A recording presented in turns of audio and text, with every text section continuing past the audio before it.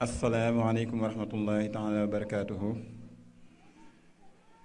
Mesdames et messieurs, donc dans le prolongement des activités que nous avons entamées hier, notamment par le biais d'une exposition disponible dans la salle juxtaposée à cet amphithéâtre, aujourd'hui également des panels sont prévus, ou du moins un panel et une table ronde. Un panel et une table ronde. Le premier panel, parfait, je vais recontextualiser très rapidement. Je me présente d'abord, je suis Fadilou Diop, ce qui était là hier, on peut me voir, je suis Fadilou Diop, je suis docteur en droit privé de l'Université Jean Moulin Lyon 3. Je suis également maître de conférences, enseignant-chercheur dans cette même université, l'Université Jean Moulin Lyon 3, spécialiste du droit international privé et du droit de la propriété intellectuelle très généralement. Mais depuis mon tendre enfance, comme j'ai eu également à le dire, je m'intéresse de façon très très proche à la religion, à la voie mouride, aux enseignements de Cheikh Ahmadou Bamba, ce qui justifie ma présence ici aujourd'hui. Les activités que nous menons à l'heure actuelle ont été organisées à l'initiative de la Fondation Madialis dirigée par Serigne Abdoulaziz Mbacké, qui est juste à côté de moi. Serigne Abdoulaziz Mbacké, donc, qui est le fondateur de cette fondation Madialis, qui organise ces manifestations en collaboration avec la Tombouctou Institute, Centre africain d'études sur la paix dans le monde, l'Institut français de civilisation musulmane, IFCM, de Lyon, qui nous fait l'honneur de nous accueillir en ses locaux. La Fédération nationale des Mourides de France également, ainsi que le Daïra Mobawa Sédrine des Mourides de Lyon. Donc l'exposition internationale qui est organisée porte sur le thème général de l'islam et de la paix dans le monde. Il s'agit d'une série d'expositions. La dernière a été organisée en Espagne, à l'Université de Barcelone. Et cette année, c'est la ville de Lyon, et plus particulièrement l'IFCM, qui a l'honneur d'accueillir ces activités. Le thème de l'exposition de cette année porte sur le message soufi de paix et de tolérance, de et de vivre ensemble de Cheikh Ahmadou Bamba. Et dans ce cadre, plusieurs panels sont organisés en marge de cette exposition internationale, dont le panel d'hier qui portait sur le thème de l'importance du message soufi pour le dialogue des civilisations et qui a connu les interventions du professeur Souleymane Bachir Diagne, qui nous fait l'honneur de sa présence hier et qui nous fait encore une fois l'honneur d'être présent aujourd'hui. Nous lui en remercions vivement.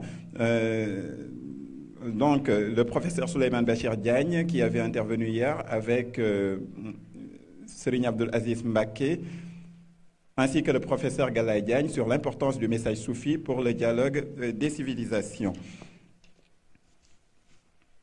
Aujourd'hui, un second panel est prévu pour une durée de 2 heures, encore une fois. Et cette fois-ci, le panel porte sur le thème de la problématique de la communauté musulmane en Occident. Décrochage scolaire, radicalisation parfois, repli identitaire, sont autant de vocables qu'on associe régulièrement à d'autres, tels que l'islam de France, l'islam en France, mais aussi la lutte des classes, qui reste quand même le contexte général de l'ensemble de ces problématiques. La lutte des classes, d'une part. D'autre part, on nous parlera de l'école de la République, l'école des quartiers, l'école des quartiers difficiles, des zones difficiles, qu'on entend dans certaines expressions. Autant d'oppositions qui ne manquent pas de refléter une certaine division au sein même de la société occidentale en général et de la société française en particulier. Ces mêmes oppositions constituent une ou des problématiques existentielles au sens de réalité vécue, donc au sens de réalité vécue tout simplement en Occident, donc des problématiques existentielles de la communauté musulmane en Occident. Nos 3 intervenants, le professeur Mourtada Mboup, qui nous rejoindra bientôt, monsieur Seydina Omar Ba, qui est ici présent, qui interviendra sur l'islam de France et l'islam en France, au-delà de la question sémantique. Je pense que nous allons commencer par cette première intervention qui normalement devait être placée en deuxième lieu, mais c'est avec cette première intervention que nous allons commencer en attendant l'arrivée du professeur Mourtada Mboup. Enfin, le 3e intervenant qui est au bout de la table, Serigne Moustapha Diop, qui interviendra sur le thème des mourides de France entre dynamique de repli et d'intégration. Donc, s'agissant de la première intervention, Seydina Omar Ba, et vous êtes diplômé de l'École des hautes études internationales et politiques de Paris, auteur de plusieurs ouvrages sur l'intégration, mais également sur le mouridisme. On le dit souvent sur le mouridisme. Vous êtes spécialiste des questions éducatives en général et vous êtes à l'origine de multiples... vous participez à de multiples projets éducatifs, ce qui justifie tout particulièrement votre présence ici. Seydina Omar Ba, vous devez intervenir sur le thème de l'islam de France et l'islam en France. Au-delà de la question sémantique, nous aurons un plaisir immense à vous écouter et à entendre ce que vous avez à partager sur ces questions. Je vous remercie. Merci beaucoup, Serigne Falilou. Bismillah. Et merci à l'Institut français de culture de civilisation musulmane de nous accueillir et merci tout particulièrement à Majalis qui a eu l'heureuse initiative de ces journées. Je suis désolé de ne pas avoir pu être là dès la première journée, mais j'ai pu suivre avec beaucoup d'intérêt le haut niveau du débat qu'il y a eu hier en présence du professeur Souleymane Bachir Diagne, que je salue, et du professeur Galaye Ndiaye. Professeur Souleymane Bachir, avec qui j'ai eu le plaisir de partager un plateau sur la poésie mouride il y a quelque temps. Donc, une fierté pour nous de vous savoir parmi nous en ces journées. Et nul doute que le débat sur l'islam en France, sur l'islam de France, dans ce débat, vous avez beaucoup de choses à apporter. Et merci d'être là. Bon, je n'avais pas prévu de démarrer. Du coup, bon, je vais quand même je vais accepter cela avec beaucoup de plaisir, parce que je pense que ce que je vais dire sera une bonne introduction, je l'espère, par rapport à ce qu'on va se dire tout à l'heure, notamment ce que dira Serigne Moustapha et le Serigne Moursalambou. Donc, l'islam, comme vous le savez, hein, est la deuxième religion en France. C'est comme ça que je le dis. Peut-être que je devais dire la deuxième religion de France. Le 1 et le 2 en disent beaucoup, en disent long sur l'approche, l'angle d'attaque en France concernant les sujets islamiques. Donc la deuxième religion de France, après le catholicisme, en nombre de pratiquants. Mais c'est la troisième en nombre de lieux de culte, après le protestantisme. La communauté musulmane en France est la première communauté musulmane en Europe. Dans tous les pays d'Europe, il n'y a pas autant de musulmans qu'il y en a en France. Et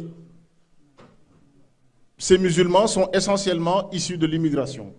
Ça, c'est une donnée qui complexifie, voire qui densifie un peu la réflexion sur l'islam de France ou l'islam en France, car l'immigration elle-même suscite un certain nombre de débats, un certain nombre de problématiques qui lui sont propres.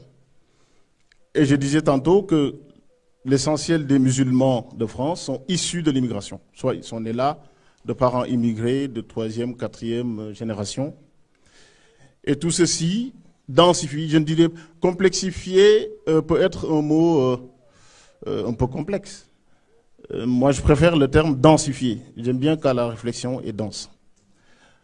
Le Pew Research Center estime qu'en 2050, il y aura en France entre 12 et 18% de musulmans. Vous savez qu'en France, les statistiques ethniques sont interdites.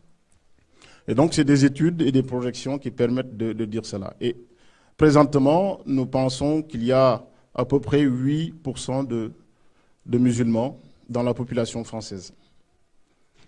Et donc, c'est une population qui s'agrandit, qui continue de croître.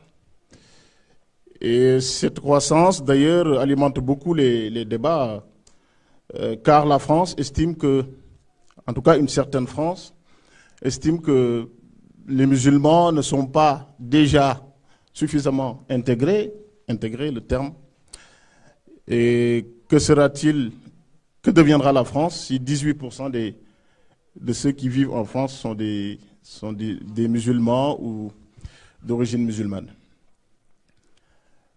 Il faut noter aussi que l'écrasante majorité des musulmans de France appartiennent au courant principal de l'islam qui est le sunnisme.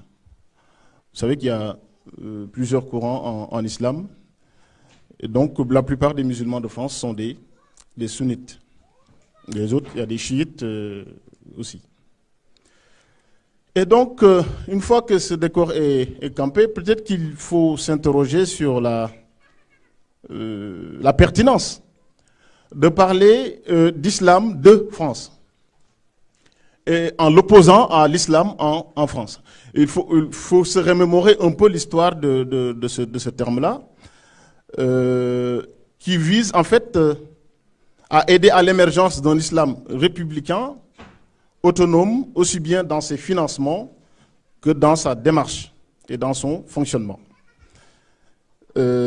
l'islam est encore trop souvent perçu comme une religion de l'étranger, une religion étrangère, ce qui provoque des incompréhensions réciproques, des clivages et parfois des dérives graves de part et d'autre.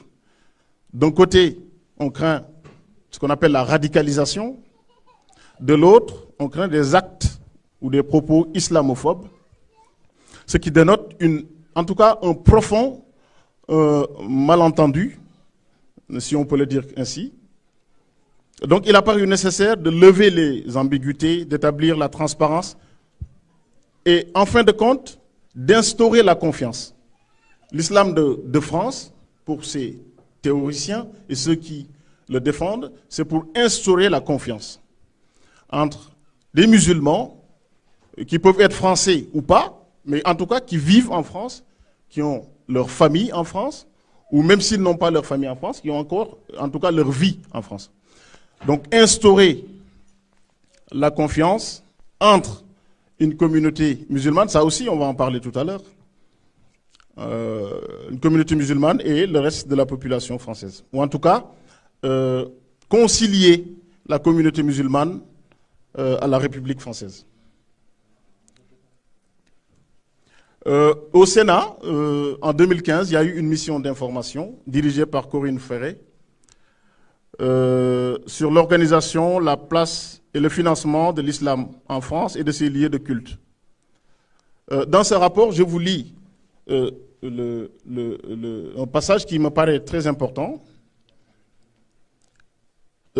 Ils disent « 6 mois de travaux effectués dans un climat largement consensuel ont permis d'identifier les conditions d'une transition vers un islam de France, adapté au contexte français, à la fois compatible avec les valeurs de la République française et pris en charge par la communauté musulmane elle-même. » Donc c'est cela l'enjeu de l'islam de France.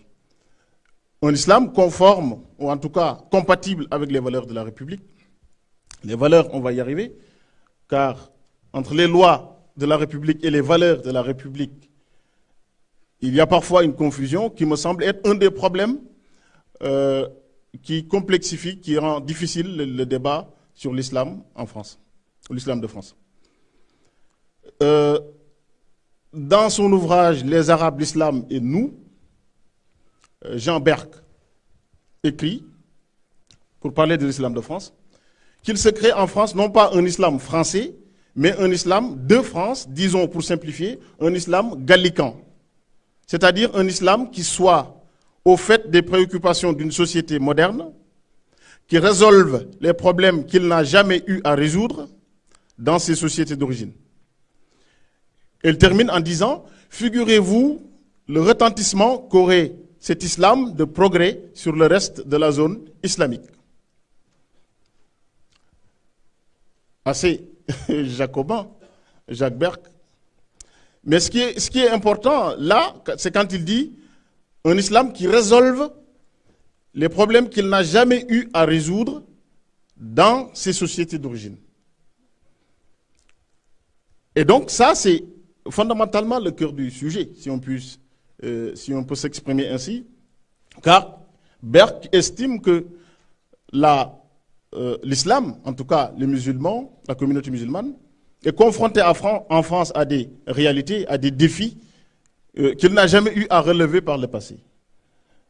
Et ce qui est assez problématique parce que il peut être vrai qu'en France, il y a des enjeux, qu'il y a une vie, qu'il y a des lois, des valeurs qui sont parfois pas les mêmes que dans les sociétés d'origine, mais dire que les sociétés, les communautés n'ont jamais eu à relever ces défis-là, à résoudre ces problèmes-là, ça aussi c'est un autre problème que l'on va voir. La fondation de l'islam de France, il existe, est née dans la volonté de contrecarrer par la connaissance et la culture les idéologies réductrices qui nourrissent le terrorisme djihadiste. C'est ça qu'on peut lire dans leur feuille de route. Cette fondation est reconnue d'utilité publique. Elle œuvre dans les champs éducatifs, culturels, sociaux. Mais, et là c'est important, c'est intéressant, l'objet de la Fondation pour l'Islam de France n'est pas religieux. C'est ce qu'ils disent. Ils expliquent que c'est une fondation pour l'Islam de France et son objet n'est pas religieux. Donc là, l'interprétation de ce qui est religieux et ce qui ne l'est pas est une autre question. Donc il dit que il interroge toutefois la théologie et la métaphysique, cet islam. Il interroge la théologie et la métaphysique, mais son objet n'est pas religieux. Une fois qu'on a donné les raisons qui ont poussé à l'impulsion d'un islam de France, et sur le plan politique, on l'a vu, un président de la République comme Nicolas Sarkozy avait beaucoup insisté sur la nécessité d'un islam de France. Le Conseil français du culte musulman est une des émanations de cette volonté d'organiser l'islam de France et de ne plus considérer un islam en France, mais un islam de France. Je crois que les résultats n'ont pas été à la hauteur de ce qui était attendu. Et pourquoi ? Peut-être que mon intervention va être simplement truffée de questions, de questionnements, parce que moi je n'aime pas les certitudes. J'aime bien m'interroger. Je ne suis pas philosophe comme le professeur Souleymane Bachir, mais j'aime bien m'interroger sur la société dans laquelle je vis. Pourquoi ces résultats n'ont pas été au rendez-vous ? Déjà, le premier problème me semble être un certain jacobinisme français qui veut que l'attitude la plus correcte vienne de France. L'interprétation la plus correcte, l'attitude la plus correcte, le fonctionnement le plus correct, la démarche la plus correcte viennent de France. Je n'ai pas voulu utiliser l'ethnocentrisme parce que ça peut dire autre chose. Mais en tout cas, Jacques Berck lui-même le dit quand il dit « Figurez-vous le retentissement qu'aurait cet islam de progrès sur le reste de la zone islamique ». Donc l'islam de France doit aussi servir d'exemple, d'après ses défenseurs, pour que, une fois que l'islam de France est réussi, que ça puisse être une source d'inspiration pour d'autres sociétés, d'abord occidentales. Je disais tantôt que les communautés musulmanes sont partout en Europe, mais c'est en France qu'il y a la plus grande communauté musulmane d'un point de vue numérique. Donc cet islam doit servir d'exemple. Ça, c'est un premier obstacle. Parce que dans l'islam de France, il faut aussi entendre l'islam depuis la France. Depuis la France et à l'attention de ceux qui ne sont pas en France et qui doivent voir un islam conforme aux valeurs de la République, un islam qui est en phase et en symbiose avec la société française. Et une fois que c'est réussi, si ça marche en France, ça peut marcher ailleurs, ce qui n'est pas très évident. La France aime servir d'exemple. Et donc, ici, l'islam de France, l'objectif n'est pas simplement le vivre ensemble, mais c'est aussi le fait de donner l'exemple à d'autres. Je disais tantôt que l'autre obstacle, c'est que la question de l'islam se superpose avec celle de l'immigration. Même les débats entre l'islam et l'immigration, il n'y a quasiment jamais de transition. À chaque fois qu'on parle d'immigration, on va parler d'islam. À chaque fois qu'on parle d'islam, on va parler d'immigration. Et donc, je ne dis pas que ce sont deux choses à séparer systématiquement, parce que ça se touche quelque part. Mais les enjeux n'étant pas les mêmes, les difficultés n'étant pas les mêmes, les problèmes n'étant pas les mêmes, si on les met dans le même discours, qu'on les systématise dans les mêmes débats, ça complexifie le sujet. Parce que la question de l'islam est une question importante, essentielle en France. Non pas parce qu'il y a beaucoup de musulmans qui vivent en France, parce que même s'il y avait qu'1 million, je crois que c'est des gens qui vivent en France et qui pour la plupart aiment la France, aiment être en France. Et donc, c'est un sujet qui est important et dès que c'est mélangé à autre chose, on voit qu'il n'en ressort pas quelque chose de tout à fait intéressant.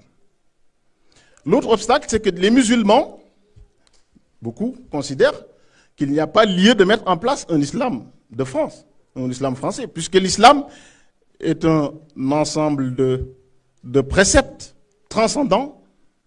Donc, on n'a pas à dire islam de France ou islam d'Allemagne ou islam d'ailleurs. Donc, il y a là une incompréhension déjà. Parce que les musulmans estiment que parler d'islam de France, c'est en quelque sorte dénaturer un peu l'islam. Parce que, pour la plupart, l'islam transcende les pays, transcende les nations. Mais si c'est compris comme ça, c'est parce que la question n'a pas été bien formulée. Ou en tout cas, le contexte n'a pas été bien expliqué. Qu'est-ce qu'on entend par islam de France? Est-ce que c'est faire des Français musulmans ou des musulmans français une communauté à part dans ce qu'on appelle la Oumma? La Oumma, c'est l'ensemble des musulmans du monde. C'est toutes ces questions-là qui sont difficiles à élucider, à régler, et qui ne l'ont pas été suffisamment quand on a parlé d'instaurer l'islam de France. L'autre problème, c'est, vous me direz qu'il y a beaucoup de problèmes, mais les problèmes finalement, moi, les problèmes ne me font pas peur. J'aime bien les problèmes, si tant est qu'on essaie d'avoir la réflexion qu'il faut de la manière la plus pertinente possible pour régler ces problèmes. Donc la confusion, l'autre problème, c'est la confusion souvent à dessein entre les lois et les valeurs de la République. Ce qui se traduit finalement par ce que j'appelle moi une injonction culturelle. L'injonction culturelle, c'est il faut te comporter comme ça, il faut être comme ça. La loi contraint. Je dis, les lois ont vocation à contraindre, alors que les valeurs ont vocation à convaincre. Les valeurs que j'ai envie d'épouser, c'est parce que j'ai une certaine attirance, une certaine estime pour ces valeurs-là. Et donc c'est dans la conviction, dans la discussion, dans l'éducation, dans une manière douce, que j'intègre, j'accepte de faire mienne des valeurs. Alors que quand il est question des lois, la loi s'applique à tous de la même manière. Donc les lois de la République et les valeurs de la République, même si les lois sont souvent inspirées des valeurs, il y a lieu, me semble-t-il, d'être clair à ce niveau-là. Parce que certaines valeurs, peut-être, ne sont pas en phase avec... certaines valeurs de la République peuvent ne pas être en phase avec certaines valeurs du musulman que je suis, et vice-versa. Mais si je vis en France, les lois de la République française s'appliquent à moi. Et même, à force que les lois s'appliquent à moi, ça peut peut-être devenir une habitude chez moi. Et donc devenir une seconde nature chez moi. Devenir une culture chez moi. Devenir une valeur chez moi. Et c'est sur cela que j'insiste souvent, quand il est question des lois et des valeurs de la République. De manière douce, on peut faire accepter des valeurs, mais dès lors qu'on est dans l'injonction culturelle, ça devient compliqué et la réaction la plus naturelle, c'est le repli identitaire. Et après, il y a tout un tas de process. Après, il y a ce qu'on appelle le repli identitaire, c'est la moindre réaction. Il y a la radicalisation, même le terme de radicalisation, c'est un débat que l'on pose en France. Est-ce que c'est une réalité? Certes, oui, chez certains, mais en tout cas, c'est un anathème que l'on jette souvent sur les musulmans. Et le problème, c'est que entre les valeurs et les lois de la République, les choses ne sont pas tout à fait claires. Et donc, pour moi, parler des musulmans plutôt que de l'islam me paraît en fait la bonne démarche quand il est question du vivre ensemble. parler des musulmans. L'autre disait, quand on parle d'islam, je préfère parler des musulmans. Car de quoi on parle? On parle d'une communauté, de communautés qui vivent ensemble dans un pays et qui sont tenus de vivre ensemble dans ce pays, de manière harmonieuse. Et l'islam, qui est souvent agité, l'islam de France, l'islam en France, ne vit que par les musulmans. L'islam n'est pas quelque chose de désincarné, surpilotis, sans aucune réalité humaine, sans aucune réalité sociale, non. La manière dont l'islam est vécu au Sénégal, au Mali, au Pakistan, en Afghanistan, en France, il est clair que c'est l'islam, on parle d'islam. Mais nous sommes tous d'avis qu'il y a des variantes, qu'il y a des spécificités culturelles qui sont propres à chaque pays, à chaque culture, à chaque communauté. Et c'est peut-être même ça la force de l'islam. C'est de pouvoir épouser toutes les cultures, d'intégrer toutes les cultures, sans être quelque chose de désincarné. Notre ami Cheikh Anta Babou avait donné une image extrêmement frappante quand il était question des châtiments en islam. Il a dit, en fait, on n'a jamais vu un texte coranique couper une main. Un texte coranique qui se balade comme ça et qui vient par lui-même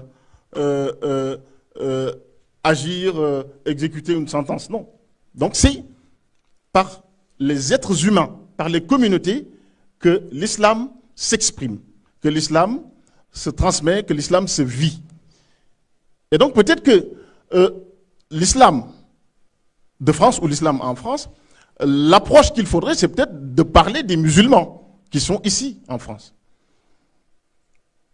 Et les musulmans qui sont en France sont, me semble-t-il, pour la plupart en tout cas, assez intelligents pour savoir que quand on vit en France, il y a un certain nombre de lois à respecter, il y a des valeurs à partager, il y a un vivre ensemble à alimenter et à promouvoir. L'autre approche, c'est d'admettre en fait que la diversité des sensibilités islamiques ou musulmanes est une grande richesse.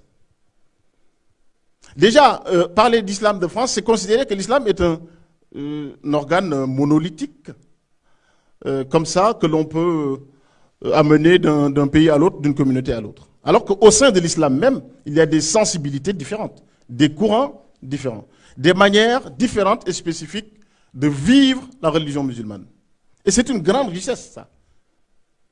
Et vu qu'il y a déjà une diversité en l'islam, l'islam ne me semble pas être inapte, les musulmans ne me semblent pas être inaptes à vivre dans une société diverse, dans une société dans laquelle les convictions qu'ils ont ne sont pas partagées par la majorité. Parce que l'islam, les musulmans restent une communauté, une minorité en France. Donc, accepter que l'islam soit vécu de manière différente, avec des courants différents, c'est déjà être préparé à la diversité. Parfois même à l'adversité, quand on dit du mal des musulmans, quand on fait des amalgames. Mais tout ça n'est pas... je reviens à ce que Berck disait tout à l'heure, quand il disait que résoudre des problèmes qu'ils n'ont jamais eu à résoudre dans les sociétés d'origine. Je crois qu'il se trompe. Je ne dis pas que tous les musulmans sont capables, aptes à accepter la contradiction, la diversité. Mais en tout cas, l'islam en lui-même comporte cette grande richesse qui est la diversité des approches et des sensibilités. L'autre élément qu'il me semble devoir être pris en compte, c'est d'admettre que les musulmans soient porteurs de valeurs positives pouvant contribuer à renforcer les liens de plus en plus distendus. Je vais un peu être plus théorique, en disant qu'il faudrait que un pays comme la France, où il y a plusieurs millions de musulmans, admettent que ces musulmans-là ont quelque chose à apporter dans non pas simplement dans le vivre ensemble de manière opérationnelle, mais dans les valeurs de la République. Ce que je suis en train de dire peut choquer les républicanistes les plus convaincus qui estiment qu'en réalité, la religion n'a rien à faire dans la gestion de la cité. On connaît hein, la laïcité à la française. Mais je parle là des valeurs. Je parle d'une contribution essentielle que toute communauté qui vit dans un pays doit pouvoir apporter à la communauté nationale. Et c'est ça l'enjeu de mon propos. Les mourides, par exemple, je pense qu'ils ont une grande contribution à apporter dans le débat sur l'islam en France ou sur l'islam de France.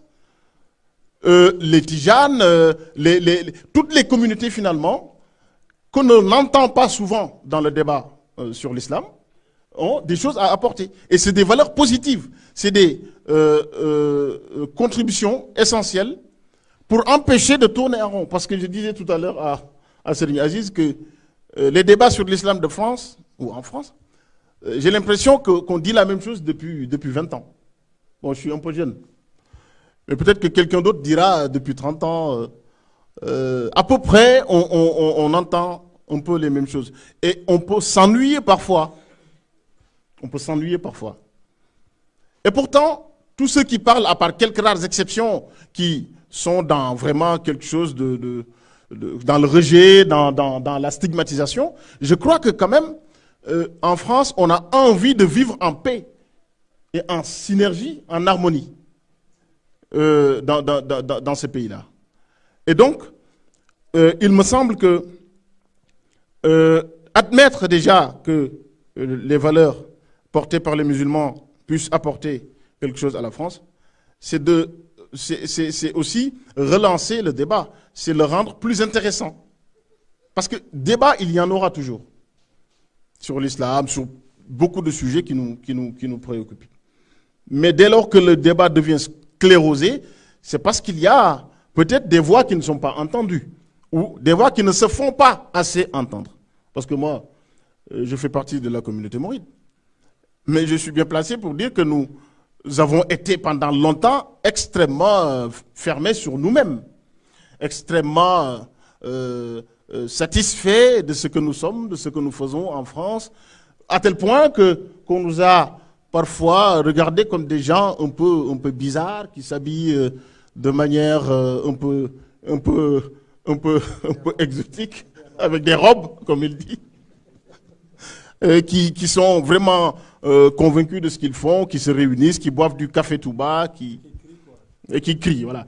D'ailleurs, il y a et ça c'est très intéressant parce que même au Sénégal, figurez-vous, il y a quelques mois, il y avait une vidéo qui circulait d'une dame qui n'est pas musulmane, qui est sénégalaise, mais qui n'est pas musulmane, qui est catholique, je crois, et qui disait, qui s'offusquait des crieurs, ce qu'il appelle les crieurs, qui dès que le soir arrive, ils se mettent au coin de la rue, ils se réunissent et ils crient, quoi. Pour elle, les gens sont en train de crier simplement. Et cette personne-là est sénégalaise, elle est au Sénégal, elle n'est pas en France. Donc, que dire d'un Français, d'une Française, qui nous voit simplement habillés, voilà. Vous comprenez ce que je veux dire? Donc, il me semble que nous avons des choses à apporter, non pas dans un élan prosélyte. Le prosélytisme ne me semble pas important. L'essentiel, c'est d'expliquer ce qu'on fait, d'expliquer ce que sont nos convictions et nos valeurs, et de partager, et de laisser le soin à l'autre de partager ou pas nos convictions. Mais dès qu'il est question des valeurs, des lois de la République, tout le monde s'y soumet. Parce que moi, je peux m'habiller comme je veux, hein, mais si demain on interdisait par exemple le port des robes dans la rue, bon, on l'appelle robe, mais en fait c'est pas une robe. Même figurez-vous que même nos enfants parfois appellent cela robe. Ma propre fille me l'a déjà dit plusieurs fois. Elle est là. Et elle m'a déjà dit plusieurs fois, c'est une robe. Bon, je lui ai expliqué, maintenant il ne dit plus ça. Et je pense que je l'ai expliqué à pas mal d'autres. C'est ça qu'il nous faut. En fait, redescendre un peu les débats à échelle humaine pour un peu se parler, s'expliquer. Voilà. Maintenant, les débats publics, c'est autre chose. Ça. Et donc, promouvoir le vivre ensemble et non le vivre selon moi. Le vivre ensemble, c'est pas vivre selon moi la manière dont je l'entends. Ça, ce n'est pas du vivre ensemble. Ça pourrait l'être si tu me convaincs de vivre comme toi, tout simplement. Et si tu me forces de vivre comme toi, ou si je t'impose ma manière de vivre, on n'est plus dans le vivre ensemble. Et même au niveau de la République, parfois on a cette dérive-là. Bon, là je personnifie un peu la République. L'injonction culturelle dont je parlais tout à l'heure, vis comme moi, ce n'est pas le vivre ensemble. Et pour terminer, et là j'en avais parlé à l'université de Barcelone, c'était aussi une exposition, l'exposition internationale que nous faisons ici. C'est ce que j'avais appelé la méthode de l'interculturalité. En France, il est extrêmement difficile de parler de diversité culturelle parce qu'il y a une tradition d'assimilation qui veut que chaque personne qui est en France, qui a un lien avec la France, devienne français. Sans que l'on sache maintenant c'est quoi être français. Et donc, la méthode de l'interculturalité, c'est 3 étapes. La première étape, c'est le décentrage. Le décentrage est important. Tout à l'heure, je disais que l'islam de France, c'est aussi l'islam depuis la France. Regardez, nous, la France, ce que nous avons réussi, l'islam que nous avons réussi à bâtir. Ça aussi, comme un trophée. Alors que l'interculturalité veut un décentrage. Le décentrage, c'est quoi? C'est prendre du recul sur soi-même. Réfléchir à la culture que l'on porte et à l'impact de celle-ci sur les normes. C'est aussi laisser de l'espace pour écouter et observer les comportements des autres. Écouter et observer les comportements des autres. Même pour légiférer de manière efficace, il vaut mieux écouter et observer les comportements des autres pour les faire évoluer de manière positive. Et surtout, lutter contre les jugements ethnocentriques. On a souvent tendance à voir les autres sous le prisme de notre propre imaginaire culturel. Ça, ce n'est pas simplement, ce n'est pas propre à telle ou telle communauté. Hein. Chaque être humain a tendance à voir l'autre sous le prisme de son imaginaire, de sa culture, de sa civilisation. Civilisation, nous sommes ici à l'Institut français de civilisation musulmane. Et c'est un nom, moi, qui m'a beaucoup parlé quand j'en ai entendu parler. Parce que parler de civilisation musulmane, parler de culture islamique, à Paris, il y a l'ICI, l'Institut des cultures d'islam. Culture, civilisation, il me semble que c'est là où le débat doit se poser. Parce que dès lors que l'on s'intéresse au dogme et à tout ce qui est finalement intangible, parce qu'il y a quand même des niveaux que l'on ne peut pas atteindre. Et là, ce n'est pas le plus important dans le vivre ensemble. Ce n'est pas de demander à l'autre quelle est la base de ces convictions, comment il prie tous les jours, comment il fait le ramadan, comment... Je crois que c'est dans la culture, la civilisation et les manières d'être, les comportements, l'humanité, les relations humaines, que l'on pourrait tirer quelque chose d'intéressant. L'autre élément, c'est la pénétration dans le système de l'autre. Le système de l'autre. C'est écouter sans juger, s'informer pour mieux communiquer. Poser des questions ouvertes, être empathique. Et le troisième élément de ces étapes de l'interculturalité, c'est la négociation et la médiation. C'est ce que je disais tout à l'heure. Une valeur, on la partage. On ne l'impose pas. Par contre, une loi s'impose à tous. Dès lors qu'on parle des lois de la République, on ne peut pas faire une loi pour telle ou telle de manière différenciée. Parce que là, on ne vit plus. Là. Mais les valeurs qui quand même sont le ciment de la société, qui sont extrêmement fondamentales, dans la vie en communauté et dans la vie, tout simplement, de l'individu. C'est dans le partage, dans la négociation, dans la médiation et dans le fait de servir d'exemple à l'autre qu'on peut les transmettre. Et non pas dans l'injonction culturelle.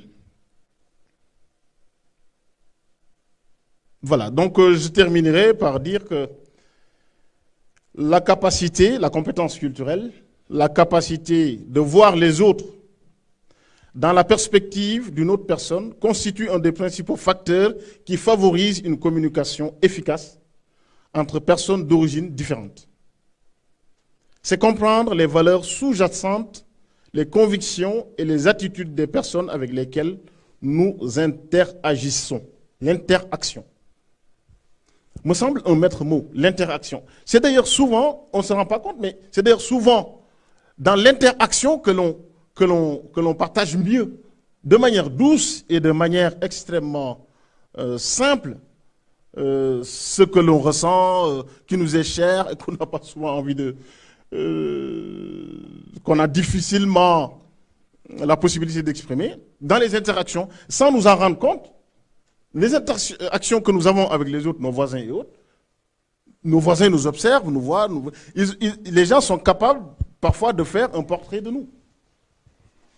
Alors que nous ne sommes pas dans l'explication verbale, nous ne sommes pas dans l'injonction, nous ne sommes pas dans l'imposition, par notre simple comportement. Et donc, je terminerai par dire que l'une des contributions majeures, me semble-t-il, du soufisme, parce qu'on en a parlé hier, dans le débat sur l'islam en France, c'est cela. C'est l'exemplarité, c'est le fait de voir Serigne Mourtala Mboup et d'avoir envie de devenir comme lui. Il n'y a aucune loi qui m'oblige, une règle qui m'oblige à être comme lui. Mais il est comme il est. Il me plaît bien. Ce qu'il fait m'inspire. Il est correct. Il est travailleur. Il est pieux. Et j'ai envie de devenir comme lui. Et c'est cela, je crois, qu'il faut essayer de pousser en France pour un peu remettre de l'eau dans le moulin du débat public français sur l'islam de France et sur l'islam en France. Je vous remercie.